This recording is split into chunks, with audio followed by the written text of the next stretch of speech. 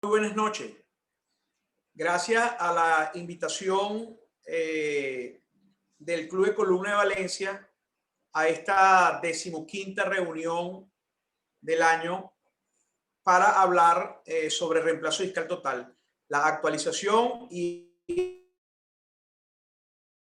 la resistencia de no fusionar con el disco artificial, el reemplazo discal total. Gracias también a los organizadores de las jornadas de egresados del Hospital Antonio María Pineda 2020, como es ya durante los últimos años. Pues gracias por la invitación para la conferencia que vamos a transmitir el día viernes. Y sobre todo, mis felicitaciones a los egresados del servicio de neurocirugía del doctor Caicedo. Muchas gracias también a la empresa Atlas, que hace posible la realización de este foro científico. Muchas gracias también a el personal de TIPS, fundamental en la realización de esta concreción científica que terminó siendo el Club de Columna de Valencia y el de Caracas. Entonces, vamos a hablar sobre el reemplazo discal total, el disco artificial lumbar. Hay un conflicto de interés porque fui médico consultante de Johnson & Johnson de Spine entre el 2004 y el 2008, precisamente bajo el compromiso y la figura de dar difusión en Latinoamérica del disco artificial Charité, que fue el precursor del reemplazo discal total, fue el primer prototipo que se lanzó al mercado y que sirvió de apertura a esta filosofía de cirugía, la llamada cirugía de no fusión. Esto se logró en octubre del 2004, la aprobación de la FDA. Este trabajo que traemos aquí a colación es el famoso trabajo del doctor Alan Hilbrand, que habla sobre la enfermedad del segmento adyacente. Fue publicado en el año 2000 en la revista Spine Journal y que probablemente fue el abreboca, el que abrió la puerta de las posibilidades para hablar de cirugía de no fusión, porque se entendía que la degeneración acelerada de los segmentos adyacentes a los segmentos fusionados sufrían de sobrecarga, sobre todo en aquellas fusiones que irrespetaban el balance en el eje sagital, y esa sobrecarga entonces terminaba llevando a una degeneración progresiva del segmento vecino. Este concepto, en este trabajo, cuyas conclusiones fueron que más o menos el 25% de los pacientes tendrán una afectación en el segmento vecino, generalmente el segmento superior al segmento fusionado, a los 10 años de la historia después de la fusión.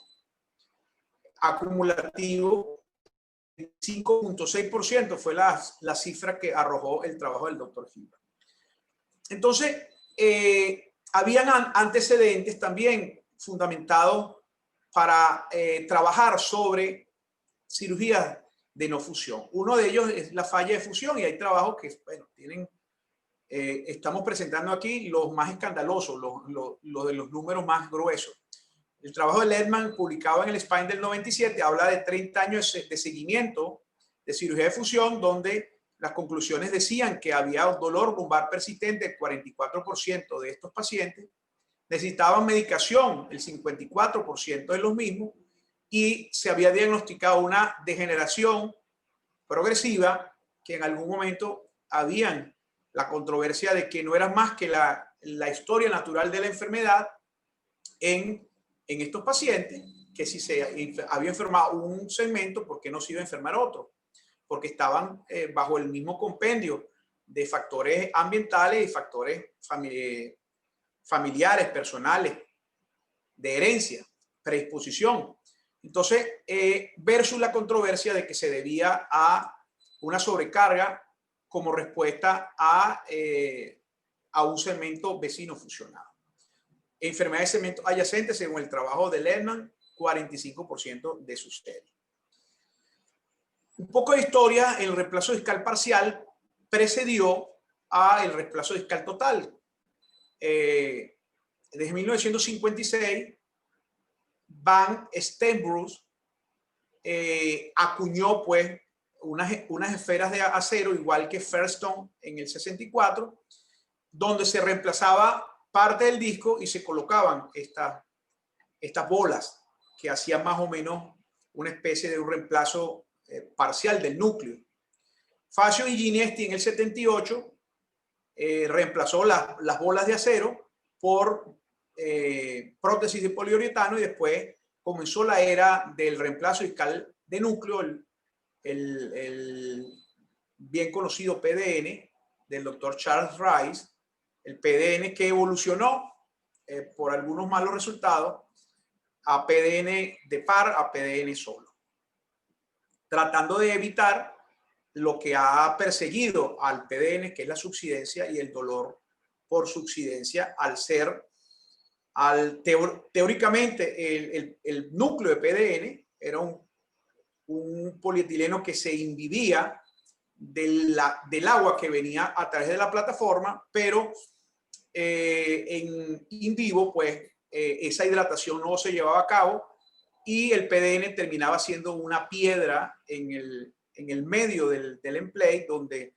la cortical es mucho más delgada y generaba además de la reacción inflamatoria, pues condicionaba aún más esa reacción inflamatoria a osteolisis, y la osteolisis a subsidencia y dolor.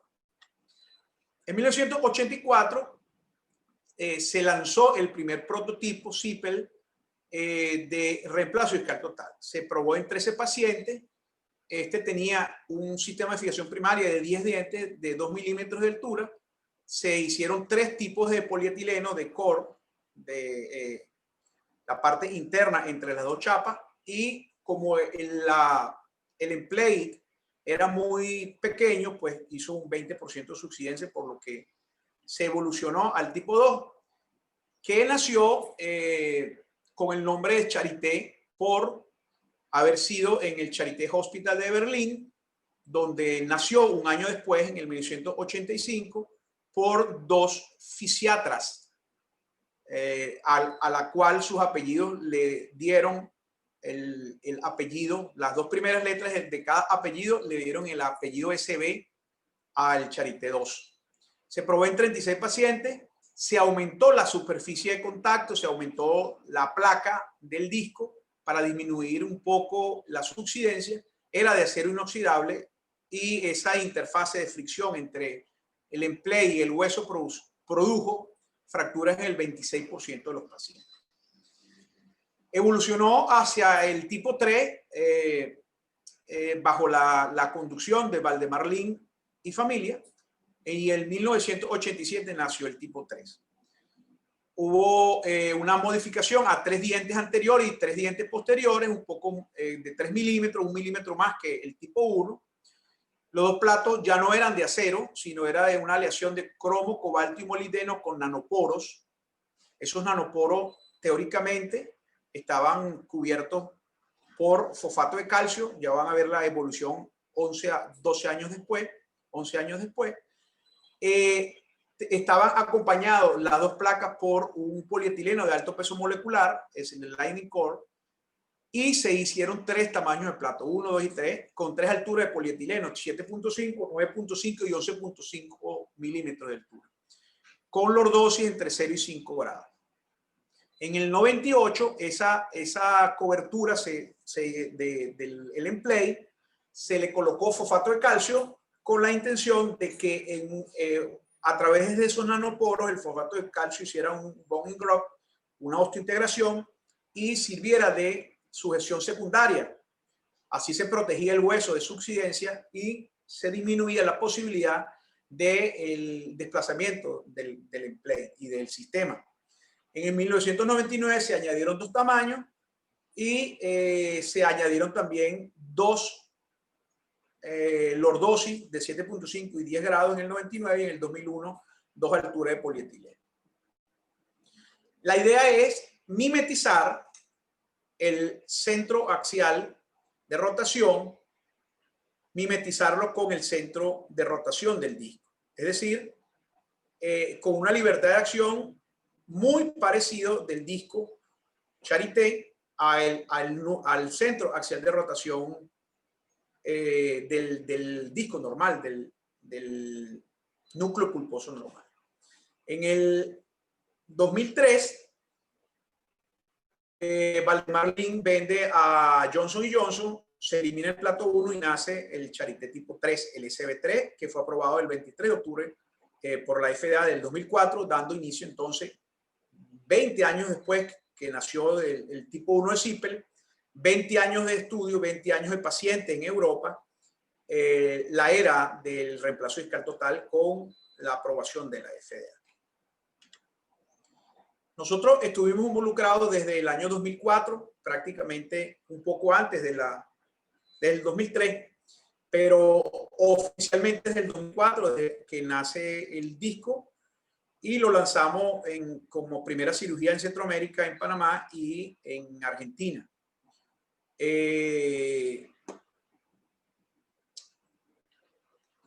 ¿Cuáles eran las indicaciones para el 2004? Bueno, las indicaciones fueron bastante conservadoras, proporcionales con los estudios biomecánicos y con los estudios in vitro en animales y con los primeros casos que se hicieron en Europa en esos 20 años, claro, sobre todo desde el Charité tipo 3, SB. Y durante el protocolo del trabajo multicéntrico para la aprobación de la FDA, el cual tuvimos la fortuna de también participar. Las indicaciones fueron enfermedad degenerativa discal, un solo nivel y que era por debajo de 4.5, o sea, por encima de 4.5 no estaba aprobado por FDA. Hicimos una extensión de las indicaciones, como suele pasar en las primeras de cambio con una nueva tecnología.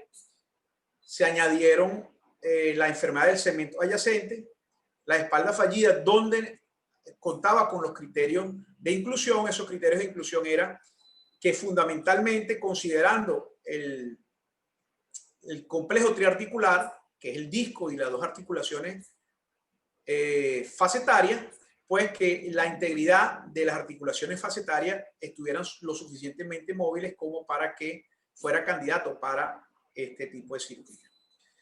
La falla del PDN cuando la osteolisis no era importante y que permitiera que si hubiese un daño del emplate, estuviera en el centro del plato del Charité para disminuir la posibilidad de falla por su ciencia en esa secundaria a esa lesión del emplate. Todos estos pacientes con un score de discapacidad ovestre mayor de 40% se hizo porque no existía una clasificación para degeneración facetaria, y en nuestra clasificación los pacientes con carillas articulares que no tuviesen fusión o que no tuviesen osteofitos y los pacientes que no tenían enfermedad del hueso, o sea, que tuviesen una buena reserva ósea, que no tuvieran osteoporosis ni ninguna enfermedad endocrina que pudiese derivar al corto plazo a osteoporosis. Por eso es que los pacientes femeninos menores de 50 años y masculinos mayores de 60 años. Sin embargo, hay un trabajo muy famoso del doctor Bertagnoli, que era punta de lanza del PRODIS, con muy malos resultados con pacientes, con implantaciones en pacientes ancianos, en mayores de 60 años. Las complicaciones para el 2004 que se predecían era la migración del implante, el desgaste de polietileno, que ya sabíamos que nos parecía ambicioso esa proyección de decir que el desgaste ocurría 0.1 milímetro por año, es decir, si teníamos por lo menos un polietileno de 7 milímetros, pensar que iba a durar 70 años era un poco aventurero, ¿no? Plantear. El mal funcionamiento, que estaba relacionado íntimamente con la perfección en la implantación. Entonces había malas implantaciones, habían implantaciones subóptimas e implantaciones óptimas. Y ya se predecía pues que en algunos discos podría haber que tuviese una implantación por debajo de ser óptima, se predecía que podía haber un mal funcionamiento. Y la osificación heterotópica, que era la calcificación al periprostésica, o sea, las calcificaciones cercanas al implante. Eso era lo que se predecía cuando se lanzó el disco. Bueno, como ustedes sabían, dentro del protocolo había que hacerse discografía, unos a favor y otros en contra de la discografía, como ha pasado en los últimos 50 años, pero era una de las cosas que hacíamos de rutina para ver cuál era el disco en enfermedad degenerativa discal, cuál era el disco doloroso. Se plantearon varios abordajes, por debajo del ombligo, abordaje con incisiones verticales, incisiones oblicuas, incisiones horizontales. Nos quedamos con las horizontales por ser más estéticas, entre las piernas, del lado izquierdo, del lado derecho, etc. Aquí vemos pues con la colocación del paciente, marcamos la línea media, hacíamos la incisión del disco, hacíamos disectomía, medíamos los emplay, luego hacíamos una distracción para romper el ligamento sagital común posterior, porque teóricamente la permanencia del ligamento sagital común posterior, en un trabajo que McAfee publicó en el 2004, la resistencia por la persistencia del ligamento producía mucha estabilidad en la construcción, y por ende entonces mientras más estabilidad, más posibilidades de osificación heterotópica y falla de la prótesis por disminución de la movilidad. Entonces hacíamos esto, colocamos un distractor, crujía el ligamento, luego lo retiramos si queríamos o no con el Kerrison y dejamos la duramadre expuesta. Hacíamos una paralelización de los dos emplay y aquí medíamos el grado de lordosis, tanto el plato inferior como el plato superior, porque estas valvas maleables del distractor tenían grado de lordosis variables. Medíamos entonces lordosis del plato inferior, plato superior y lordosis del polietileno. Luego hacíamos un trial, hacíamos una ruta para los dientes del disco y luego colocamos el dispositivo. Fundamental desde el principio, desde el 2004, que la implantación óptima era igual que el disco funcionara bien. Y era óptima cuando la línea media del disco estaba 2 milímetros por detrás de la línea media de la vértebra, porque ahí estamos alineando los dos ejes de rotación instantánea. Y eso es en el eje sagital. Y en el eje coronal, el diente medio del disco tenía que coincidir con la espina, con la apófisis espinosa, para decir que había una implantación óptima en el eje coronal. También colocamos el mayor plato posible porque disminuíamos así la posibilidad de subsidencia al apoyarse la parte más rígida del disco, y todo lo que estoy diciendo es no nada más para el Charité, sino para todos los discos hasta el día de hoy. La optimización de la implantación, tratamos que fuera el disco de mayor cobertura para disminuir, apoyándonos en el ring apofisario para disminuir las tasas de subsidencia. Bueno, habían la clasificación de los discos por biomateriales en el metal-metal y el plástico y en el metal-plástico-metal, pero por rango de movimiento se clasificaron en no constreñido, o sea, lo que tenían libertad de movimiento, y hablamos de no constreñido cuando el eje de rotación axial, el disco tiene total libertad de todos los ángulos de movimiento, todos los vectores de movimiento, el disco lo tiene permitido. De hecho, el Charité salió del mercado porque su libertad en rotación superaba incluso a la rotación del disco normal, y eso generaba sobrecarga sobre las carillas articulares que verán en las conclusiones a través de la conferencia. Y los semi-restringidos o los semi-contrañidos, aquellos que el rango de movimiento estaban limitados, era menor que el no contrañido, y en algún momento se pensó hacer discos contrañidos cuando la intoxicación en la filosofía de la no fusión, se pensaba que se podía hacer no fusión a todos los pacientes, incluso en pacientes con listesis. Entonces el disco contrañido permitía teóricamente el movimiento, pero un movimiento controlado en estos pacientes con inestabilidad y por ende pues hipermovilidad dada por esa inestabilidad. Esa idea salió del mercado. En esa intoxicación de la no fusión también se hicieron corpectomías móviles y se probaron en pacientes, sobre todo con fracturas cervicales. Eran unos dispositivos como una cesta donde el borde superior tenía un disco móvil y el borde inferior tenía un disco móvil. No hubo buena respuesta con esos casos. Entonces, bueno, luego fueron naciendo innumerables sistemas hasta el día de hoy y salieron del mercado algunos como el Charité, que fue el padre de todos. Nuestra experiencia del 2004 al 2018, desde el 2018 no hacemos discos artificiales por varias razones. Implantamos 298 pacientes con solo nivel y 24 híbridos. Ese concepto híbrido comenzamos a hacer híbridos desde el 2006, 2005, por razones que vamos a explicar luego, y 31 pacientes dobles. Recuerden que la FDA lo aprobó para un solo nivel. En esa aventura de la no fusión, pues llegamos a colocar discos tan altos como L3, L4 en una enfermedad de cemento adyacente, como lo pueden ver aquí. Vean que es una implantación óptima en el eje coronal, pero es subóptima en el eje sagital. Veamos que el disco quedó ligeramente, es un disco pequeño, evidentemente porque el nivel es L3, L4, y el disco quedó ligeramente anterior. Hemos probado en Venezuela todos los discos artificiales que han llegado al país, unos más fáciles que otros de implantar, pero todos con buena evolución. Este es otro tipo de disco. Estos son el disco Charité con implantaciones múltiples a más de 10 años de evolución. Fíjense cómo el disco se mueve. Aquí vemos que hay una subsidencia. Esto lo hemos visto con bastante frecuencia en los discos sin fijación primaria. Hablo de sin fijación primaria sin quilla, sino con diente. Y lo vamos a explicar por qué. Entonces, bueno, a pesar de que todos estos pacientes están sin dolor, siempre uno tiene la duda de qué tan fijo está el emplay dentro de este hueso y las posibilidades de migración. Entonces, es un susto permanente o una oración diaria.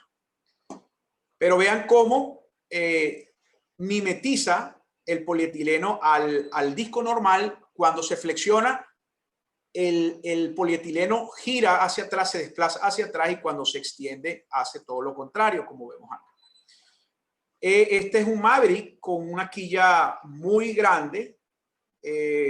La placa está rotada, sin embargo, vemos que tiene una implantación subóptima en el eje coronal, bastante buena en el eje sagital, pero en el eje coronal está un poco helado. Y comenzamos entonces a hacer implantaciones híbridas. Veamos cómo este es un paciente con 2 niveles de ALIF y una implantación de un disco artificial en el nivel 3-4. Vean la diferencia que hay en discos con quilla y sin quilla. Esto es más o menos como a los 2 años de implantación, porque fíjense que las cajas todavía no se ven osificadas. Sin embargo, veamos cómo la placa del disco está totalmente apoyada sobre el empleo. Una implantación óptima en ambos ejes. Otro híbrido con otro disco de la misma calidad, con implantación, un disco metal, plástico metal, semiconstreñido. Este es un disco francés con quilla, o sea, con fijación primaria. Híbridos con Charité. Veamos cómo aquí, este es el mismo paciente de aquí, ya está fusionado los ALIF, y fíjense cómo no hay subsidencia, no hay osteolisis, y eso se debe al mecanismo de fijación primaria. Estos son, es el mismo paciente de acá, este cercano a la cirugía y este ya fusionado. Esto nos preocupaba siempre con implantaciones con el Charité, esta luz que algunas veces quedaba, dice como se ha ido reduciendo en el tiempo, pero todavía permanece. La teoría con este disco es que esta superficie tenía que llenarse con hueso. Para eso era el baño de fosfato de calcio a través de los nanoporos, y teóricamente se iban a incrustar en el hueso y le iban a dar una mejor fijación secundaria. Una implantación óptima tanto en el eje sagital como en el eje coronal. Hemos tenido complicaciones también. Aquí vemos una extrusión de un disco no constreñido, perdón, semiconstreñido. Este era un disco que había quedado ligeramente anterior porque era un disco muy grande para llevarlo para atrás. era un plato muy grande donde en ese momento la casa comercial no tenía todos los tamaños y el disco quedó, era demasiado grande y su eje instantáneo de rotación quedó por delante del eje de la columna. Había una pequeña fractura que yo no sé si lo pueden ver aquí, del emplate, y que ya la habíamos visto en la cirugía. Este era es un médico, un gran amigo ortopedista, y lamentablemente estando en España como a los 2 meses de la cirugía, tuvo un trauma muy leve, lo que ocasionó que se saliera el disco. Regresó a Venezuela y le hicimos un ALIF standalone. Esto que traigo acá es una paciente que operamos en Venezuela que ahora está en Brasil, y ella es una areomosa y tiene un seguimiento por su empresa. Ella está asintomática, pero tiene un seguimiento por su empresa. Aquí dice que no realiza. Le pregunto que si tiene dolor lumbar, dolor muscular, y ella dice que solamente hace ejercicio que no hace ejercicio con carga axial, y me manda entonces su control anual. Y el control anual es un excelente trabajo que hace el laboratorio de tomografía, donde describe que hay un acentuado desgaste de los pines posteriores por reducción de la altura, y hay unas rayaduras en el emplate. Hay leve a moderado desgaste de los pines anteriores. Ella fue operada en el 2006, o sea, tiene 12 años de operada. En la placa inferior, mínimo desgaste de los pines, tanto anteriores como posteriores. Vemos aquí que además hay una gran osteolisis. Este es el charité. Una gran osteolisis con una migración de la placa hacia el hueso, con una subsidencia en el tercio posterior, que es lo que generalmente vemos en los discos con fijación, sin fijación primaria, o sea, con dientes. Vemos que la parte posterior hace osteolisis y se bascula. Tenemos pacientes que se basculan en flexión, están muy bien clínicamente, pero como dije antes, pues siempre está la preocupación de hasta cuándo van a estar bien, y uno hasta desea que el disco se osifique, se deje de mover para que funcione como una caja de fusión. En el mismo caso, en el mismo estudio, vemos cómo describen una pequeña discontinuidad en la situación mediana, pequeña discontinuidad. Esto estamos hablando de las lesiones focalizadas, de los aros. Recuerden que el polietileno tenía un aro localizador que era radio opaco para su seguimiento. Vemos como el aro está roto. Fíjense como en flexión, en la parte, el tercio posterior del plato se clava en el hueso. Esto es lo que más vemos en los pacientes incluso asintomáticos. Vemos en los dos niveles que está pasando igual cosa. Vemos cómo se rompió el aro posterior, en la parte posterior, el aro del polietileno, que es el señalizador del aro. Vemos cómo el aro se sigue moviendo durante flexión. Hay una calcificación en la parte posterior, que son estas, o sea que estamos ya entrando en osificación heterotópica. Mínima descentralización anterior con la extensión, que es lo que estamos viendo. Esta es la comparación en 2 años. Vemos como en el 2017 la placa terminal estaba íntegra, pero en el 2019 el implante se está clavando ya en el hueso, cuando flexiona hasta este grado, en la máxima flexión.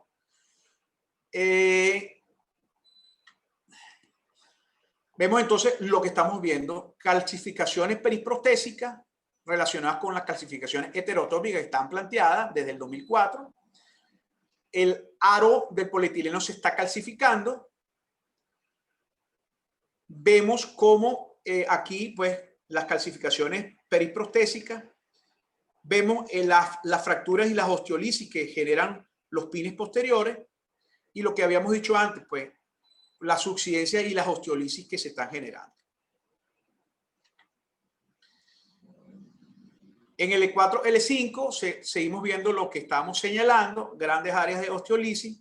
La osteolisis se produce por 2 razones fundamentales: por la liberación de material prostésico que genera activación de macrófagos y de células inflamatorias, el cizallamiento que produce las prótesis sin fijación primaria. Esos dientes hacen un micromovimiento y cuando no se efectúa la llamada osteointegración de la interfase prótesis-hueso, entonces esa hipermovilidad produce más osteolisis y la osteolisis termina siendo que la prótesis vaya en subsidencia. Vemos calcificación periprostésica. Acá dice que hay un área de límites mal definidos, comprimiendo la periferia posterior del implante, el espacio epidural y la región foraminal directa, anteriormente con focos de calcificación. En el disco abajo hay grandes focos de calcificación. Eso no es ningún problema porque todos los implantes irían hacia osificación. A lo que le tememos es a la osteolisis y a la subsidencia y que pueda generar mal funcionamiento del implante o desplazamiento del implante, y también le tememos a el fallo de la prótesis. Características o alteraciones asociadas. Todas estas calcificaciones que estamos viendo, factores contributorios a la alteración de las articulaciones. Vemos cómo hay una hipertrofia en la articulación derecha de L4, L5, que están descritas con el Charité. Y este es un trabajo bastante interesante que resume 686 artículos que hablan sobre artroplastia lumbar. Lo que necesitamos hablar acerca del reemplazo discal total lumbar. Las complicaciones entonces en el 2018, cuando nos paramos 14 años después de lo que pensábamos que podía pasar y vemos que no todo lo planteado pasó, pasaron más cosas.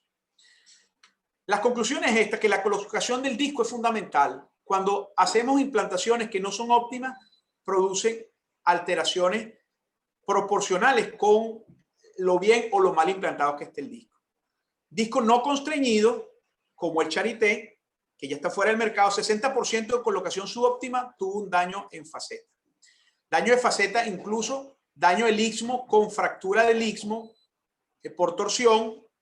Recordemos lo que dijimos, que había una liberación en rotación por encima de la libertad de rotación del disco normal, lo que generaba mucho estrés sobre el istmo y producía fractura del istmo con listesis lítica y daño en la faceta.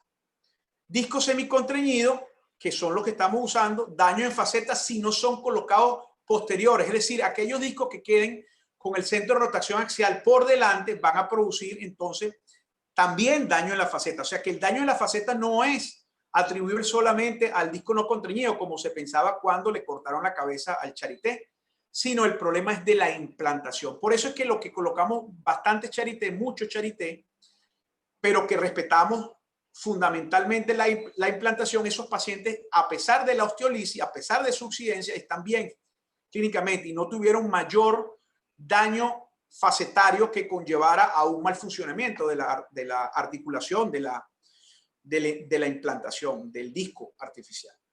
Entonces, daño en faceta si no son colocados posteriormente para que descarguen las articulaciones. Un trabajo en 201 PRODIS 2, 29.3% de daño facetario. Estamos hablando de disco no contrañido ya. Migración y hundimiento en el PRODIS L, que fue la herencia del PRODIS 2, la evolución del PRODIS 2, 52 en un trabajo de 52, en un trabajo con 52 implantes, el 15% y el 24% tuvieron hundimiento y migración, con desprendimiento de polietileno del 18%. Osteolisis, osificación heterotópica, no hubo diferencia en el rango de movimiento de la escala visual análoga y del índice de Osbestry en la osificación tipo 1 y tipo 2. Tipo 1, donde hay calcificaciones lejos del centro de la prótesis, cerca del anillo lateral, que no interviene con el funcionamiento de la prótesis. Por eso es que no interviene con el rango de movimiento.